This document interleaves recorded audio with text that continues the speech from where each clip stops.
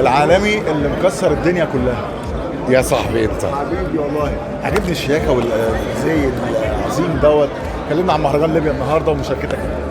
ما اعرفش، هي دايما مصر ام الدنيا.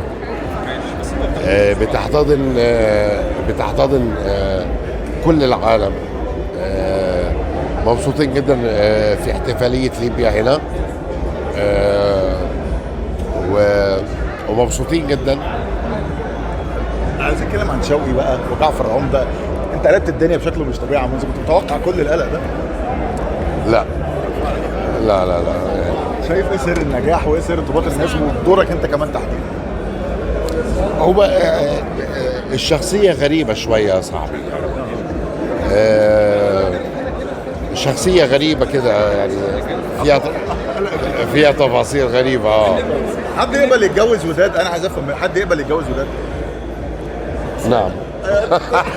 على حريرة. بس كلمني عن تجربتك مع محمد رمضان لحظة وسر النجاح الكبير بينهم. محمد رمضان ده نجم مختلف وغريب. انا بحب اني اشتغل معاه.